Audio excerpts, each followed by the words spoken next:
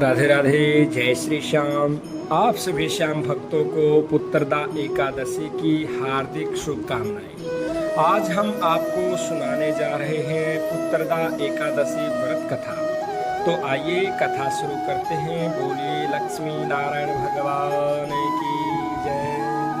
श्रावण मास के शुक्ल पक्ष की एकादशी को पुत्रदा एकादशी कहा जाता है। इस दिन भगवान जनार्दन की श्रद्धा पूर्वक पूजा की जाती है। भक्ति पूर्वक इस व्रत को करने से सभी कामनाओं की पूर्ति हो जाती है। संतान प्राप्ति की इच्छा रखने वालों को ये व्रत अवश्य करना चाहिए।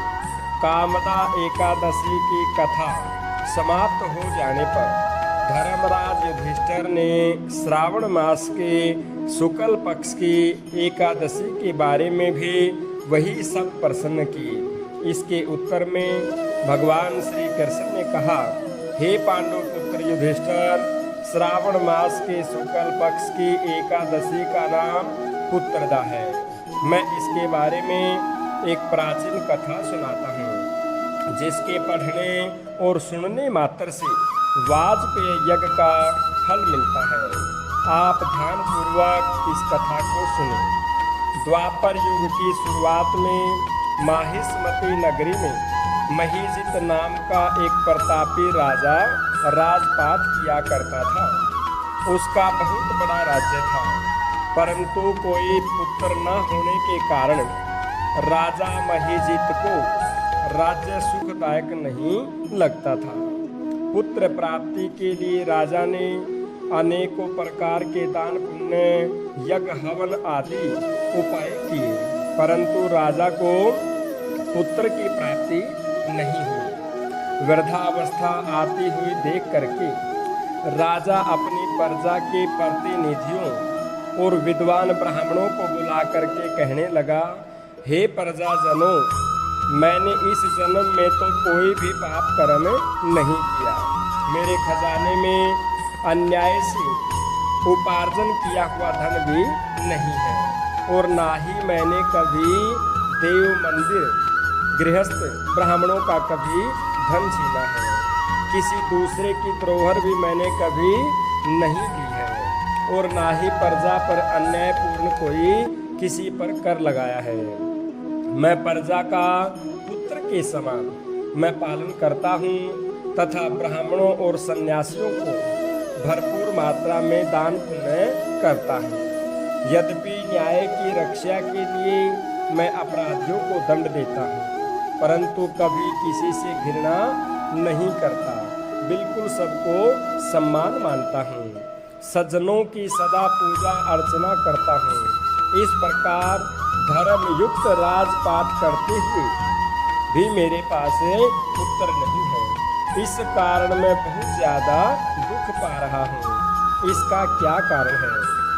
तो राजा महीजित की इस समस्या के निवारण के लिए प्रजा के प्रतिनिधि तथा मंत्रीगण वन में जाकर के बड़े बड़े ऋषियों और मुनियों के दर्शन करते हुए किसी विद्वान तपस्वी की तलाश में लग गए। एक आश्रम में उन्होंने एक अत्यंत धर्म के ज्ञाता बड़े तपस्वी, परमात्मा में मन लगाए हुए, निराहार, जितेंद्रिय, जितात्मा, सनातन धर्म के गुण तत्वों को जानने वाला, सभी शास्त्रों के ज्ञाता महात्मा लोमस ऋषि को देखा।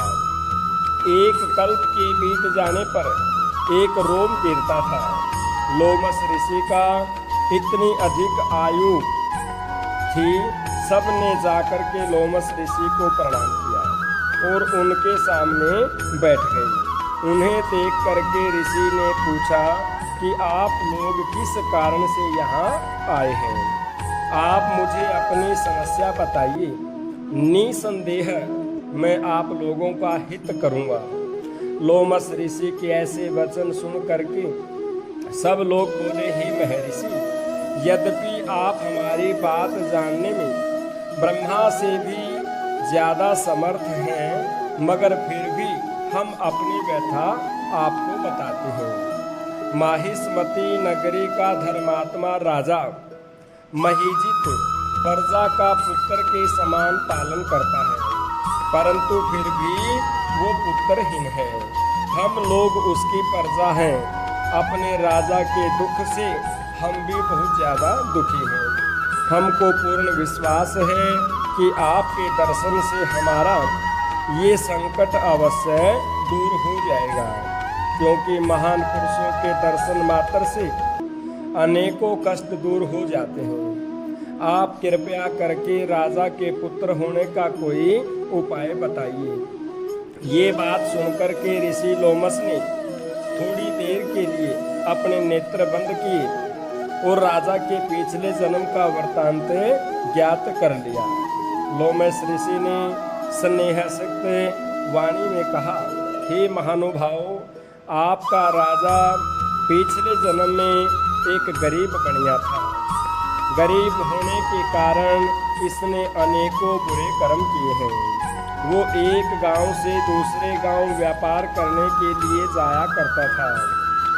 एक समय जेठ के महीने के शुक्ल पक्ष की द्वादशी के दिन मध्याह्न काल के समय, जबकि वो 2 दिन का भूखा प्यासा था, एक जलाशय पर जल पीने गया। उस स्थान पर एक तत्काल ब्याई हुई गऊ जल पी रही थी। राजा ने उस प्यासी गऊ को जल से पीते हुए हटा दिया और खुद जल पीने लग गया। इसी पाप के कारण राजा को निपुत्र होने का दुख सहना पड़ा। एकादशी के दिन भूखा रहने से वो राजा बना और प्यासी गऊ को जल पीते हुए हटाने के कारण पुत्रहीनता का दुख भोगना पड़ा।